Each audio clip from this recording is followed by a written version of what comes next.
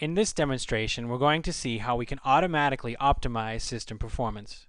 Our system looks like this. We have an electromechanical actuator with an inner control loop for current and an outer control loop for speed. When we run the simulation and compare the simulation results to the requirements, we see that we are not tracking the reference angle well. Our problem is that we need to optimize the speed controller to meet system requirements, tracking the angle but not exceeding the force that the actuator can apply. We're going to tune the controller parameters with Simulink design optimization.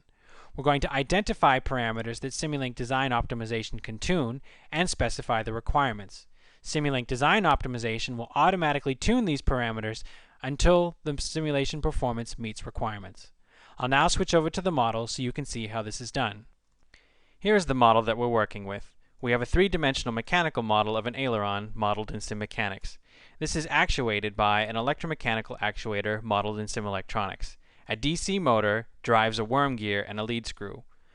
The DC motor is driven by an H-bridge, which is controlled by a PWM voltage source. And our control system is implemented in Simulink. You can see that we have used MATLAB variables for our proportional and integral gains of our controller. If I run the simulation, we'll see how the system performs. Looking at the scope, we can see that our system is not tracking the reference signal very well. We can also see that on the three-dimensional animation of the aileron. What we would like to do is automatically tune the MATLAB variables in our control system in order to make sure that the actuator tracks the reference signal. To do this, we're going to use Simulink design optimization. We'll go to response optimization to open the GUI. You can see that we have already entered the requirements for our system, including the reference angle that the system must track and the limits on the force that the actuator can provide. Here we can see the MATLAB variables that we wish to tune, the proportional and integral gains of our controller. We have limited the range of these variables. I'll now start the optimization. At this point, Simulink design optimization is running the simulation, comparing the results of the simulation with the requirements that we have defined, modifying the parameters that we have permitted to change, and then rerunning the simulation.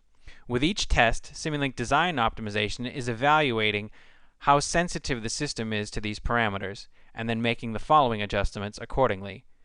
We can see that even after this short period of time, the system is tracking the reference signal much better, and the requirements that we have for the force that the actuator provides are still being obeyed.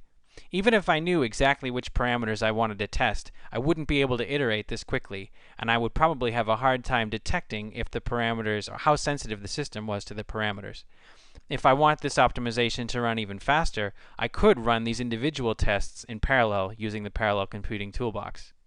At this point, I'm going to stop the optimization. We can see that the results are very close to the requirements that we have defined.